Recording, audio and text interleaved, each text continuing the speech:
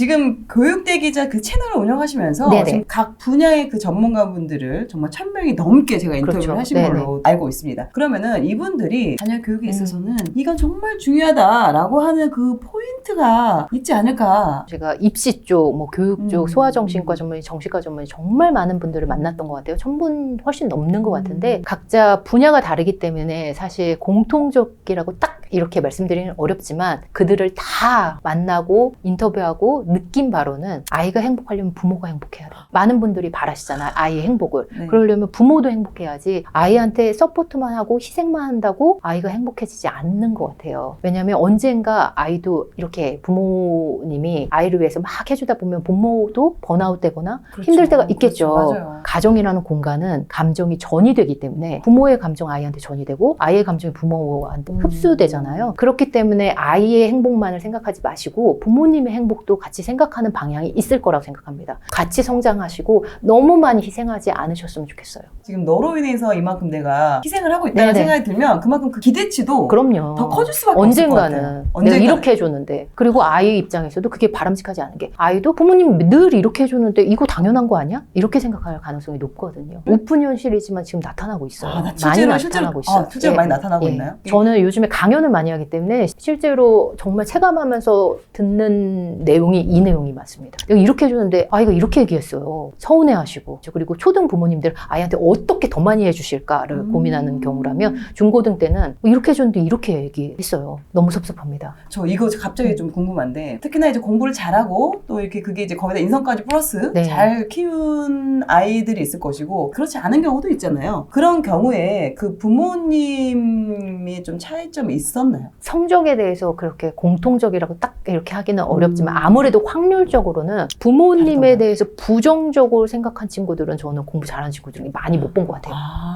부모님에 대해서 긍정적으로 생각하고 적어도 고맙게 생각하는 친구들은 많았던 것 같아요. 물론 대다수가 물론 아니도 있겠지만 물론 그 공부 잘하는 대략적으로. 친구들이 월등히 잘하는 친구들입니다. 저는 거의 다 정말 수능 만점자들 전교 1등을 0.1% 상위 0.1% 예. 코너명 이름이 상위 0.1% 공부 이야기였어요. 제가 기사를 릴레이로 인터뷰했었을 때 본인이 공부 잘하는 거 알고 있겠죠. 전교 1등이니까. 이 공부 잘하는 거를 어떻게 만들 수 있었을까? 누릴 수 있었을까? 생각했을 때 부모님의 힘이 컸다고 이 친구들은 깨닫고 있는 것 같아요. 그러면 그런 부모님들도 인터뷰를 했죠. 해보셨을 정말 것 많이 같잖아요. 했죠. 예. 그런 부모님들이 좀 중요하게 여기는 포인트들이 있었나요? 부모님들은 강요는 안 하셨던 것 같아요. 얘가 공부 잘하는 걸 부모님이 알고 계시니까 굳이 1등이냐 2등이냐를 놓고 얘한테 스트레스 주고 싶지 않다. 그래서 성적표를 안 보신 분들도 월등히 많았어요. 아이를 믿는 거죠. 아이가 워낙 잘하니까 그냥 알아서 잘하겠거니 생각하시는 분들도.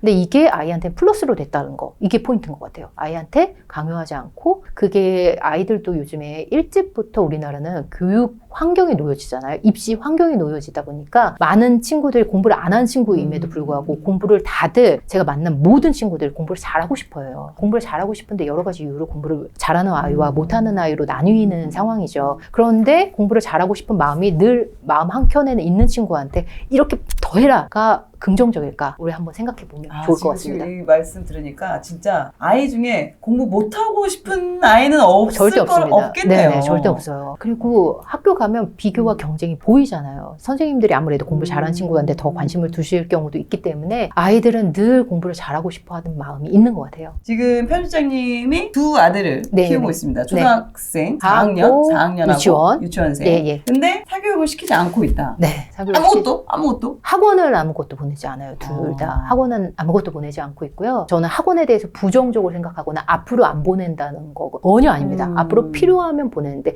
저의 포인트는 필요할 때 보내는 거. 그리고 학원비에 대해서 효과를 늘 생각하는 그 방향이 가장 중요하다고 생각을 해요. 무턱대고 보내면 한도 끝도 없거든요. 맞아요. 돈이 정말 엄청나게 쌓입니다. 이 학원비가 많은 부모님들이 초등 부모님이시면 이 시기에 학습 습관을 잡으면 중고등 때는 나아지겠지? 절대 아닙니다. 아니야. 저는 학원비가 줄어든 경우를 단 한 번도 보지 못했어요. 더 쌓이죠. 초등 때 이거 중학교 때는 국어도 중요한 것 같아. 고등학교 때는 인강도 들어야 되나? 이렇게 되거든요. 그래서 초등 때만큼이라도 저는 아직 어리기 때문에 그럴 수도 있겠지만 이 학원비가 맞는지 필요할 때 보내는데 내가 그냥 보내는 건 아닌지 그리고 다른 방법이 있는데 내가 무턱대고 보내는 건 아닌지 그리고 지금 만약에 보내고 계시다면요. 어마어마하잖아요. 요즘 30만 원, 40만 원, 50만 원 기본이잖아요. 이 비용을 내가 효과적으로 지금 쓰고 있는지 다른 재테크 대학에서는 정말 항목별로 가계부 맞아, 쓰시면서요. 맞아. 학원비는 그렇게 쓰시는 경우 못 봤어요. 그냥 보내죠. 고정 지출입니다. 고정비로 고정비로 그냥 아예 딱 틀을 박아놓죠. 근데 저는 학교에 대한 감정을 중요시하고 그리고 아이가 학습 습관이 감사하게도 어느 정도는 잡혀있는 친구예요. 그래서 학교 수업을 잘 활용하는 게 지금 상황에서는 가장 적합하겠다 싶어서 하는 거고요. 단 그거는 학습지는 하고 있습니다. 학습지는 하고 있어요. 왜냐하면 학습지가 제가 생각했을 때 학습 습관을 잡는 데는 가장 좋은 것 그리고 같아요. 가성비도 있을 것 같습니다. 네, 5만 원, 막 6만 원 이러니까요. 학습 습관을 잡는데 저는 어느 정도 매일 이 분량은 해야 돼 하고 제가 체크를 하거든요. 그런 면에서 학습지가 어느 정도 도움이 되지 않을까 해서 학교 방과 후 프로그램과 학습지로 생활습관, 학습습관을 잡고 있어요. 워낙에 또 이제 많은 분들을 만나시고 또 주변에 그런 교육에 관심 있는 분들도 네네. 많으시잖아요. 네네. 그러다 보면은 안 교육을 보내는 안 게. 시키는 게 좀 불안하거나 좀 흔들리거나 이런 경우는 별로 없으신가요? 저는 만약에 불안하면 보낼 거기 때문에 지금 그냥 필요하지 않다고 느끼고 다른 방법이 있다고 생각해서 안 보내는 거잖아요. 저는 학원이나 사교육을 싫어하는 게 아니라 지금 다른 방법이 있기 때문에 안 보내는 거니까 불안해서 필요하겠다 싶으면 보낼 겁니다. 많은 부모님들이 그 불안감을 맘카페, 커뮤니티, 옆집 엄마 여기서 흔들려서 그냥 보내는 경우들이 너무 많은데 맞아요. 이거는 한번 꼭 생각해 보셨으면 좋겠습니다. 이 돈이 정말 어마어마하거든요. 그리고 또 방법이 예전보다 월등히 많아졌어요. 뭐 구청에서 하는 예체능 프로그램 특히 이제 저학년 같은 경우는 예, 뭐 2만 원, 3만 원이면 예약해서 들을 수 있는 것도 많아졌고요. 인강도 활용할 수 있고요. 학원 외에도 여러 가지 방법이 있기 때문에 가성비 있는 방법을 찾으셨으면 좋겠습니다. 그것을 보내고 그만큼 충분히 효과를 얻는다. 그럼 보내셔야죠. 저도 이제 맞벌이를 꽤 오랫동안 했으니까 근데 그때 특히 저학년 때도 얘를 막 공부를 막 시키기 위해서 이렇게 보내기보다는 아무래도 보육적인 차원. 왜냐면 이제 엄마 퇴근이 늦고 그럼 학교는 또 빨리 끝나고 네네. 그러면 이제 이게 어디 또 맡길 데는 없고 네. 이 텀이 있다 보니까 딜레마죠. 그 시간을 아이를 혼자 집에 두면은 결과적으로는 TV나 게임, 핸드폰 이쪽으로 이렇게 빠지다 보니까 그냥 학원이라도 다녀서 왔다 갔다 걸으면서 운동이라도 해라.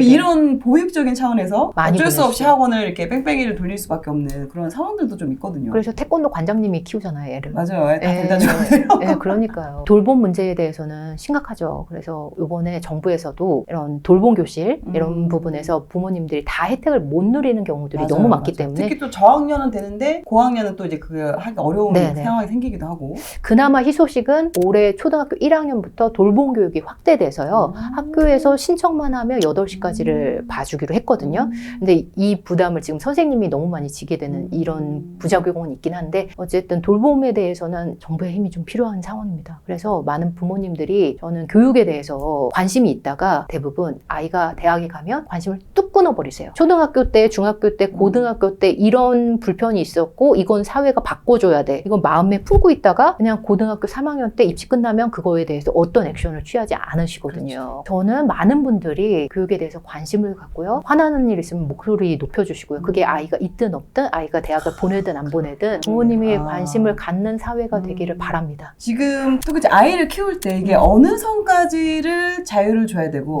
또 어느 선에서는 좀 통제를 해야 되는지 이게 또 좀 헷갈리는 경우가 많거든요. 이런 부분을 좀 어떻게 좀 구분을 해야 되는지도. 근데 통제형이든 자율성을 부여하든 그 중심에는 저는 부모님이 부모로서의 권위가 있어야 된다고 생각을 하는데 요즘에 부모의 권위가 없어서 이게 학교 문제로 학교 교사로까지 나타나는 현상이거든요. 그래서 우리가 권위에 대해서는 한 번씩 지금 내가 권위를 부모로서 마땅히 갖고 있는지를 생각해 보셨으면 너무 좋겠는데 이런 경우들이 요즘에 너무 많아졌어요. 어렸을 때는 유아 시기에는 아이들을 다 받아주고 부모도 처음이니까 아이가 너무너무 예쁘잖아요. 네, 그래서 이렇게 다 받아주고 이렇게 하다가 아이가 학교에 가고 사춘기가 되면서 아이의 그릇된 행동에 대해서 잡아주고 싶을 때는 권위가 없으니까 어떤 말도 아이가 받아들이지 않는 이런 경우들이 너무 많아요. 저는 반대로 어렸을 때는 안 되는 거에 대해서 정확히 얘기해주는 이 부모로서의 권위가 있고 점점 더 아이한테 권한을 주는 방식으로 바뀌어야 되는 것 같아요. 그래서 내가 정말 부모로서 안 되는 것을 안 된다고 얘기를 했었을 때 우리 아이가 어떻게 받아들이고 있는지 내가 부모로서 권위가 있는지 훈육을 제대로 하고 있는지는 부모님이 지금 생각을 좀 해보시면 좋을 것 같아요. 말씀하신 그 권위라는 게 어떻게 해야지 이 권위를 잘 잡을 수 있을까요? 요즘 80년대 부모님, 90년대 60년대, 70년대도 해당이 될 수도 있겠는데요. 이런 경우들이 저는 굉장히 많이 봐요. 우리 부모 윗세대로부터 억압받거나 고압적인 그런 권위를 말씀하신 건 아니잖아요. 그거랑 헷갈리시면 안 된다고 우리는 그걸 또 생각이 들어요. 그런 경험밖에 없기 때문에. 그거는 사실 권위가 아니라 권력이거든요. 그것을 보고 이렇게 하지 말아야지 너무 좋은데 아예 부모로서 힘을 안 갖는 걸로 생각하시면 안 될 것 같아요. 권력과 권위는 다릅니다.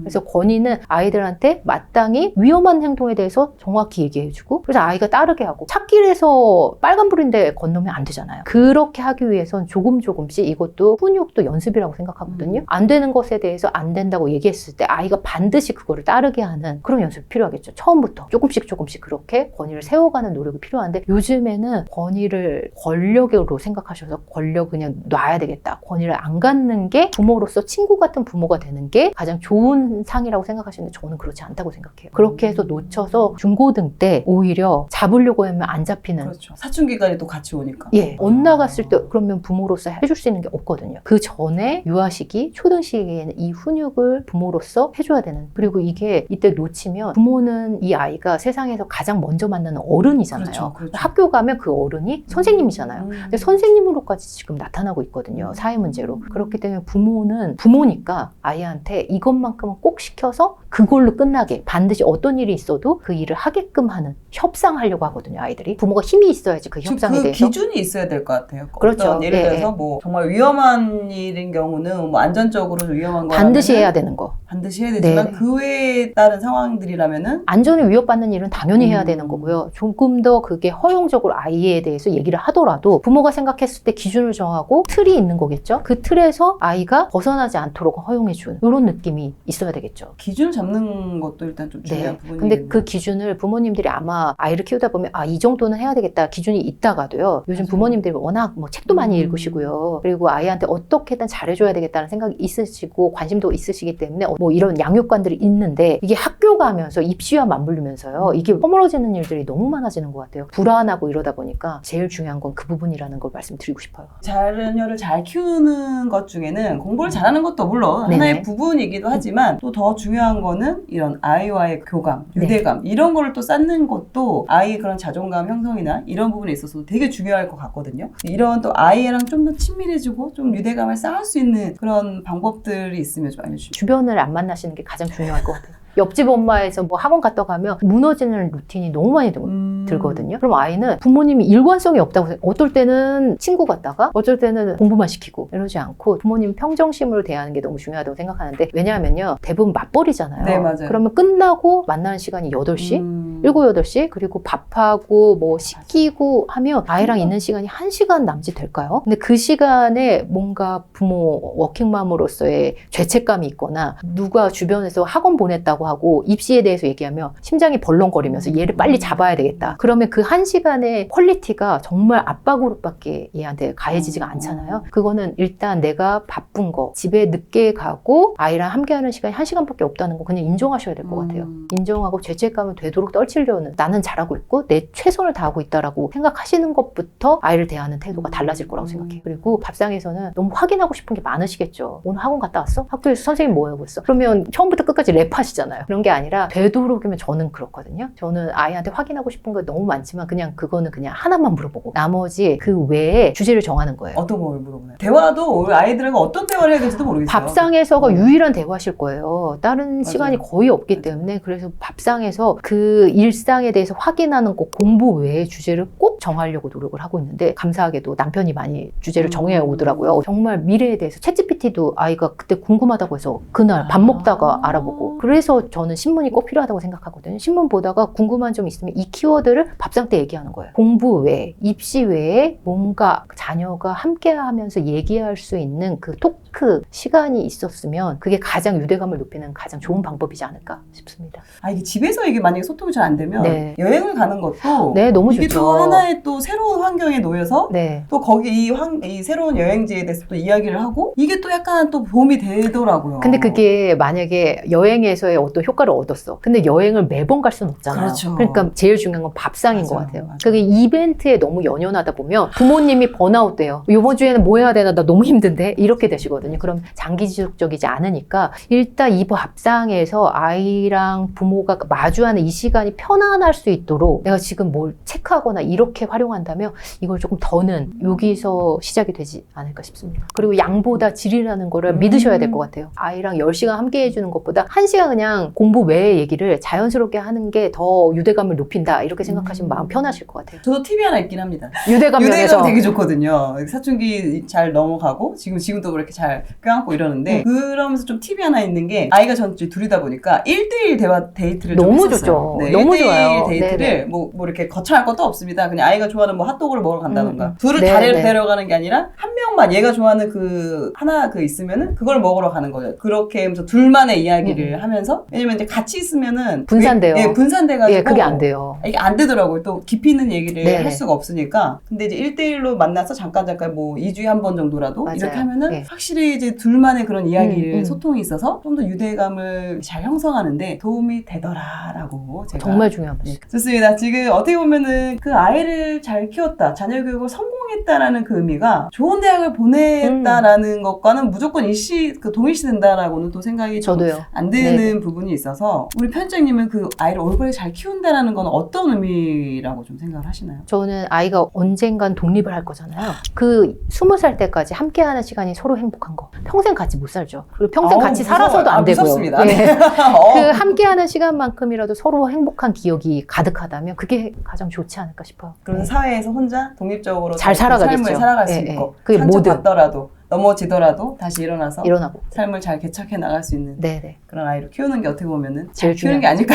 자, 그러면 나중에도 지금 또 바쁜 와중에 또 아이를 제대로 챙기지 못하고 그런 죄책감이나 아이에 대한 안쓰러움 이런 생각들을 또 가지시는 분들이 또 많이 계실 것 같아요. 그런 고민을 가지고 계시는 분들께 마지막으로 한 말씀 해주신다면 어떤 말씀이 있을까요? 아마 이 채널을 가장 많이 지금 영상을 보시는 분들이 30대, 40대 맞습니다. 초등 네네네네, 유아 맞아요. 자녀를 둔 분들이실 거예요. 요즘에 이분들의 가장 큰 자녀를 생각하며 가장 많이 드는 감정이 걱정이에요. 주변에서 해주는데 난 못 해주는 거 아닌가? 이런 걱정이 우리 부모님들의 마음을 정말 다 지배하고 있다는 생각이 들 만큼 저는 교육대 기자 TV를 운영하다 보니까 부모님들이 댓글을 다 살펴보거든요. 근데 정말 어마어마한 댓글들이 너무 많아요. 근데 그 걱정들의 수준이 저는 점점 더 심해진다고 제가 3년 됐는데요. 운영을 한 지. 초반보다 지금이 더 심해진 상황이 너무너무 안타깝습니다. 걱정이 그러면 언제 드냐 제가 살펴봤어요. 근데 걱정은 저는 모를 때 든다고 생각해요. 남들은 다 맞습니다. 아는데 나는 모를 때. 맞습니다. 그래서 제가 재테크에 대해서 네. 걱정이 많거든요. 네네네. 남들은 다 한다는데 나는 모르니까. 네네네. 그래서 어느 정도 이 모른다 이러면 불안감이 확 들면서 뭐라도 빨리 시켜야 되는 거 아니야? 그 전에는 잘하고 계시다가도 그러니까 적어도 남들이 얘기하는 정도의 흔들리지 않을 정도의 관심과 공부는 필요하십니다.